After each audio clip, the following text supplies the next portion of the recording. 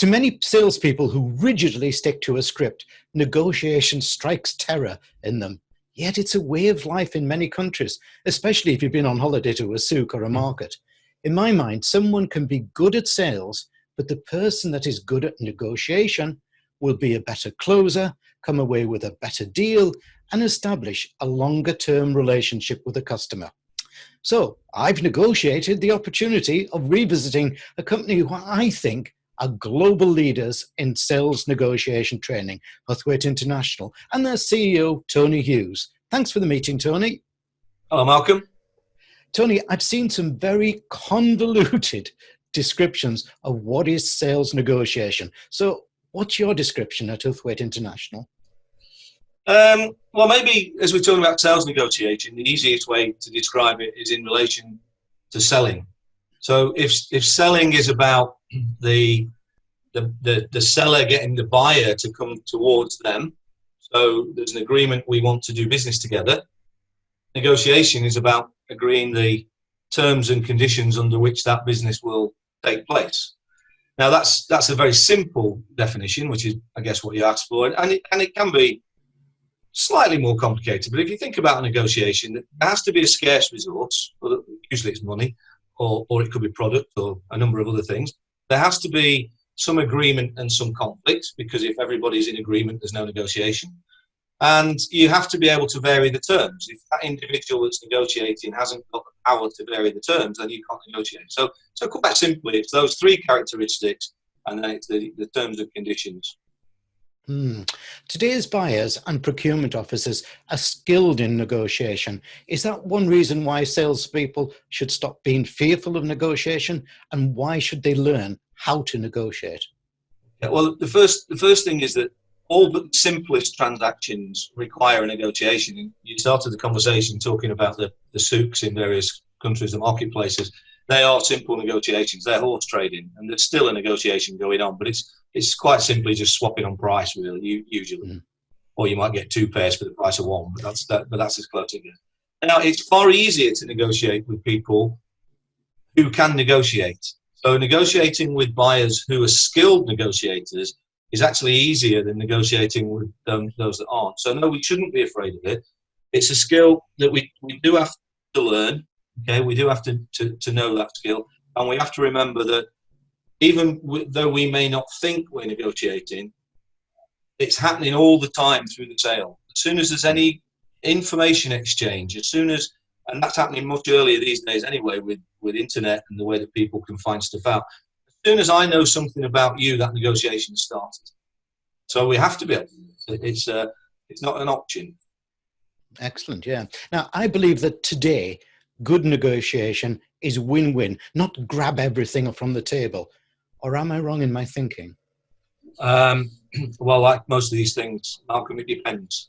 So if you don't care about the long-term relationship, and you probably don't care too much about the implementation, then a win-lose negotiation may be the right thing for you. But most of us aren't in that world. Most of us are in the world where we want successful implementations, and we want longer-term relationships. So win-win is important, but I think we need to define what we mean by win-win, because some people feel that's 50-50. That's not really what it is. What it means is we both get something that we want, and we leave something on the table for the other side to get. And the strange thing is, if the objectives of both parties are a long way apart, you can actually get win-win, which might be 100% to 100%. If what's important to you is, very simply, if what's important to you is a low price, and what's important to me is just selling high volume, then we may be absolutely on the same page, and you can get what you want, and I get what I want, and we walk away happy. Now, usually there's lots of other negotiable issues, not just those two things, but see what I'm trying to say. The more contentious something is, then the harder it is to get a win-win. So you have to bring in lots of other things that people can win on that you don't particularly care about, that you can leverage against. So win-win, yes, is important. Don't go for win-lose if you want long-term relationships. No. And also win-lose if you want somebody to recommend you, be an influencer. Absolutely. Yeah. What are the top 3 or 4 mistakes then that salespeople make in negotiation? the first one for salespeople is moving too early. They start to negotiate when they should still be selling. So they should be creating value for the customer for the things you can do for them before you start to bring the two parties together by giving things away. Because if you give things away to get the parties together, you've got very little left when you come to the negotiation. So that's the first biggest mistake. Second one is believing that negotiations are all about the buyer having the power.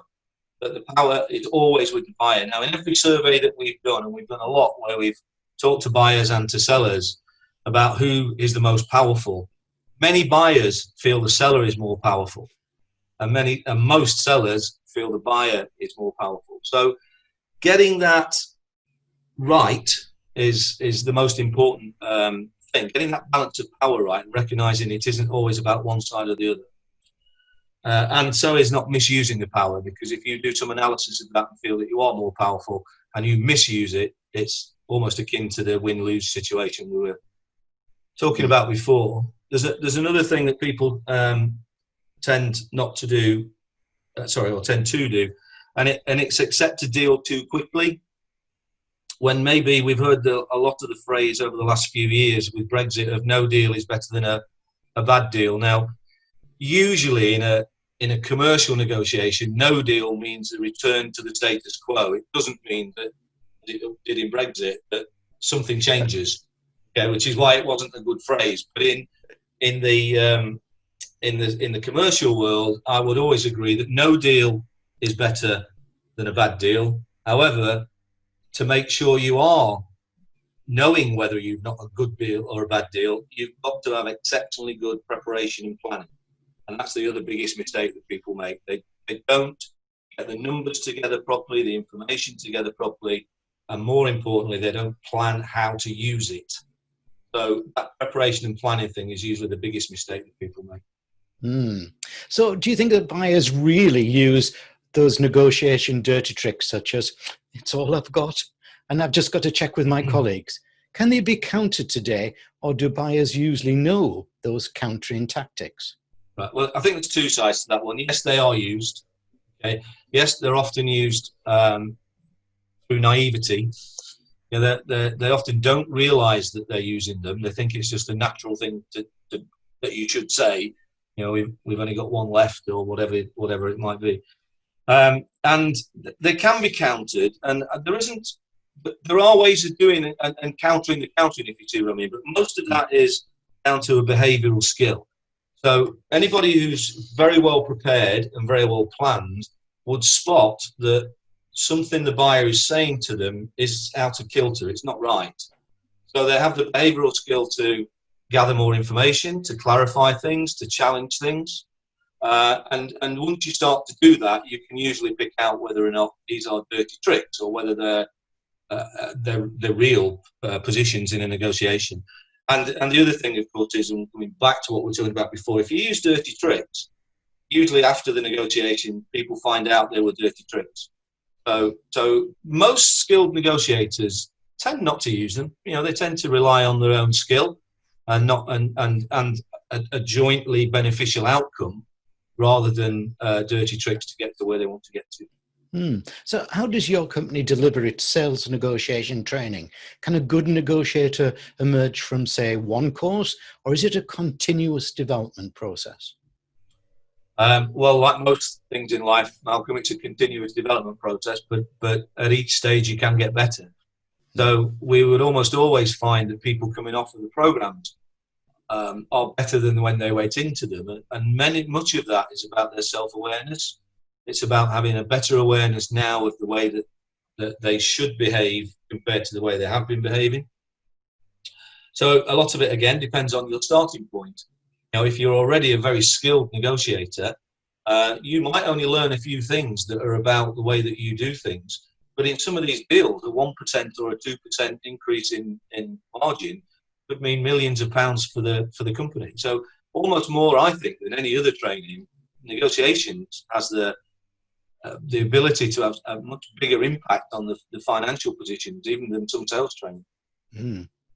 Whilst negotiation is changing, by the way, I still think that children and wives are the best negotiators. Certainly are. And some of Yeah. it moving to digital. What Yeah. negotiation skills do you think will be key to possess in, say, 5 years' time? Yeah, well, I think the one that will always be key to possess is accurate preparation and planning. No matter what the medium is that you're negotiating through, be it online auctions or be it email or whatever it might be, that preparation, planning, and not doing things without being able to compare it back to the benchmarks and the plan is the most important thing.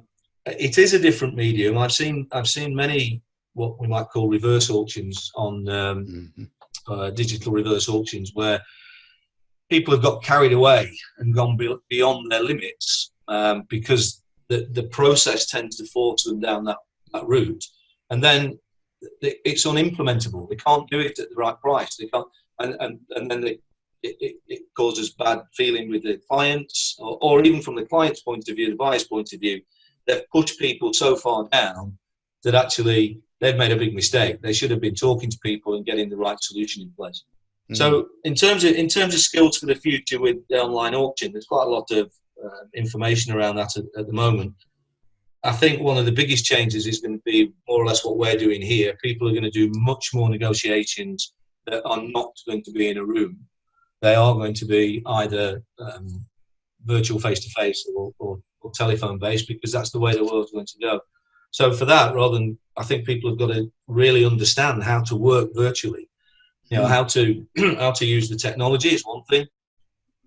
How they come across. Low reaction, for example, is another. We're all used to being in rooms with people and judging people's physical reaction, and you don't get as much of this with face-to-face virtual interaction.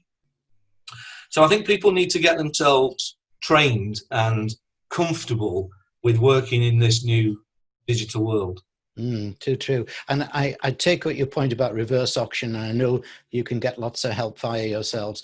We've interviewed lots of procurement people, and they've always told me, by the way, we very seldom take the lowest price on reverse auction. Absolutely. It may just second or third usually. Yeah, it's knowing what the other values that you're delivering to the table. Tony, thanks for this deeper dive into sales negotiation and for telling me how Huthwaite International can make my viewers and listeners a more effective negotiator.